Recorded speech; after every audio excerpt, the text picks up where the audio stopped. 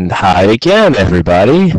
I'm now here to tell you about the angle of elevation and depression. The angle of elevation got me thinking about a fun Mathematicious video that's on YouTube. If you haven't seen it, you can search for it, but I thought that would be a worthwhile experience for me to reference. Angle of elevation is defined as simply the angle formed by a horizontal line and the line of sight to an object above that horizontal line. So that got me thinking about airplanes. The angle in which an airplane takes off is essentially an angle of elevation, as demonstrated by this diagram here. And so this airplane's angle of elevation, here's the horizontal line.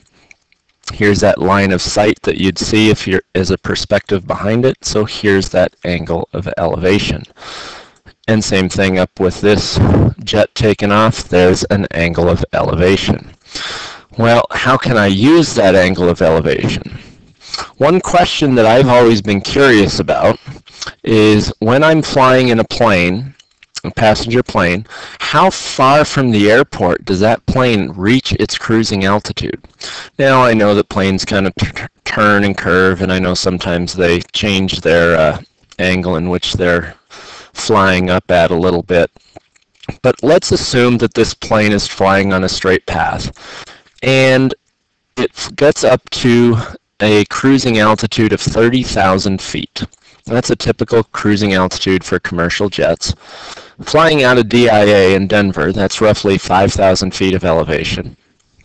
It means the plane is going to climb 25,000 feet. And notice I've done some reasonable estimations here as opposed to using exact values. That's good enough for now. I also know that a typical angle of elevation, or as pilots might say, the attitude of the plane, is about 12 degrees. Sometimes it's a little more, sometimes it's a little less. Usually it's not much more than that, though. So then I know that this angle theta here is 12 degrees, its angle of elevation. And I know in my diagram I've got a 25,000 foot height that that plane is trying to reach. How far has it traveled from the airport, to me, would be a horizontal distance that it's traveled, and so that would be the adjacent side in terms of this angle. I have the opposite side in terms of that angle, and if I want adjacent, oh, I know, tangent, yay! So I've labeled h as that horizontal distance, and I will use that in my calculations a little bit later. If I'm talking about how far the plane has traveled, well, that to me would be the hypotenuse. That would be how far the plane's gone along here. Well, if I have opposite and hypotenuse, that tells me sine, and so that's going to be d in terms of the diagram in the calcs, and we'll use the sine there. Okay, so let's get to doing some calculations. We'll do them both together. The airport, as I mentioned, question would be sine, and the traveled question would be, the airport would be tangent, and the traveled question would be sine. Tangent is opposite over adjacent, and sine is opposite over hypotenuse. Substituting my values in, a 12-degree angle for theta, 25,000 is my value of opposite, and then a variable for my adjacent to solve my values would just look like that. Now I'm going to pull out my calculator and find the value of sine of 12 and tangent of 12. And I get 0.213. I go to the nearest thousandth there for tangent, and I get 0.208, again to the nearest thousandth for sine. And I've just carried down the 25,000 over x in both of those calculations. Continuing further then, to solve this equation for x, I need to multiply both sides by x. And so that would get me 0.213x equals 25,000, or 0.208x equals 25,000. And then continuing, x, just dividing by 0.213 or 0.208 on both sides, I get x is 117,000 or 120,000 feet. Well, feet isn't a very useful number when it's at 120,000. So I'm going to change my unit into miles, and I get 22¼ miles or 22¾ miles. Interestingly enough, is they're only separated by about ½ a mile difference between the horizontal distance that the plane has traveled as opposed to that diagonal distance that the plane has traveled. And so that was of interest to me. I would have thought the value would have been larger, but it's just 22 miles or so from the airport that the plane should reach its cruising altitude, assuming that it's at a 12-degree angle from the point of takeoff throughout the time until it reaches its cruising altitude. Well, another thing that we could talk about, planes don't only just take off, they also land. And when they land, they talk about the attitude of the plane in terms of making an angle relative to the horizon and going down. That would be called an angle of depression. Now that angle of depression is defined as the angle formed by a horizontal line here and the line of sight to an object below that horizontal line. How does the angle of depression relate to the angle of elevation? Right here would be an angle of elevation. The angle of depression, well, here's that horizontal line, here's a horizontal line. These are parallel, cut by a transversal. I have alternate interior angles. So the angle of depression is congruent to the angle of elevation. Another place where we could apply the angle of depression would be with submarines. In their making a dive, they would have an angle of depression. So let's take a look at an example of that. The captain calls out, "Dive, dive, 5-degree down bubble to a depth of 800 feet. Well, let's find out. If the sub is on the surface of the water, how far does that sub travel in the water before it reaches its desired depth? I'd be curious about this. And so I see a diagram here where I've got a horizontal line, a 5-degree angle, and an 800-foot drop between the horizontal line and the final place of the sub. And as I look at that, I'm thinking tangent. I'm thinking I'm wanting to know how far across this is. Perhaps I want to know the distance that the sub has traveled in the water, but I'm thinking I'm more interested in terms of its horizontal change than in terms of this diagonal change. And so I substitute some values in just like before. Tangent of 5 is 800 over x. Quickly getting there, the tangent of 5 according to the calculator, rounded to the nearest thousandth, would be 0.087.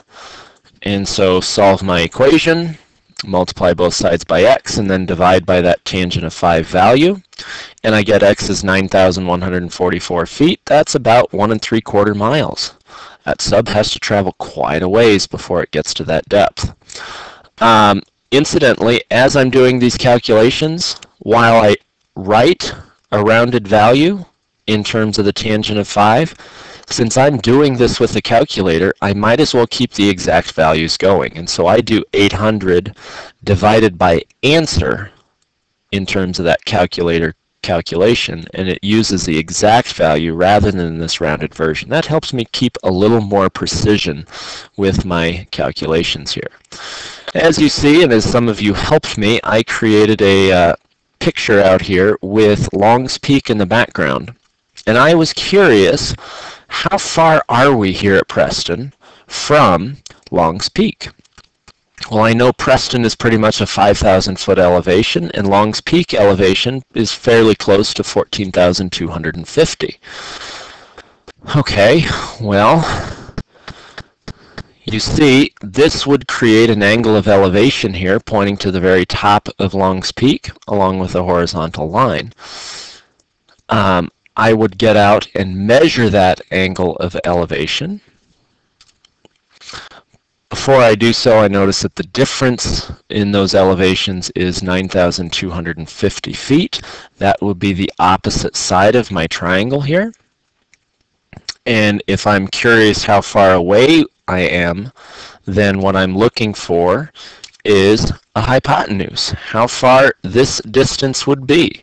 It wouldn't make much sense to find out this distance because that would be traveling into the depths of the mountain range over there. And I probably don't care about traveling into the depths at this point. So since I have opposite and hypotenuse, I'm finding sine. And so I get out and I measure that angle, and it turns out it's a 3-degree angle, pretty darn small.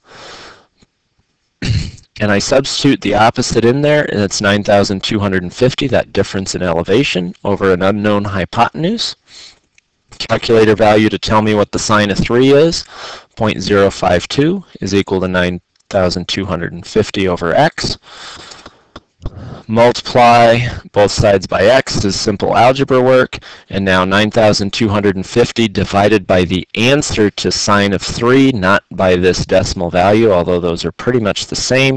I'm being precise, and I get x is pretty much 176,743 feet. To me, that's a meaningless value because I don't know how far that is. And so converting that into miles, 33.5 miles away from the top of Long's Peak. That surprises me. I would have thought we were a little closer, a little further away than 33.5 miles. That feels a little close to me, but that's what it is. Another thought I had is, as I'm traveling in a plane, I look out and I see some nice landmarks, and I'm curious how far away I am from those landmarks. That's an angle of depression question.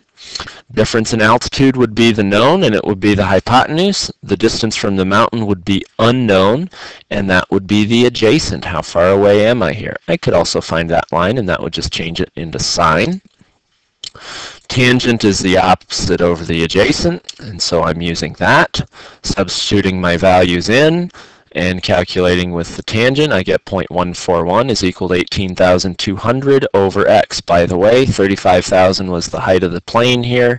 16,800 is the height of this mountain. This mountain is this picture is for the mountains of Ararat. Interesting value in the Middle East around Turkey there. Solving to get my values, I get x is about 129,500 feet. Again, a meaningless value except in the context of that Long's Peak question. And so we figured that out, and that's about 24.5 miles. So hopefully you've enjoyed this video and learned a little bit about angle of elevation and depression and how you would calculate using those. That is all I have for you.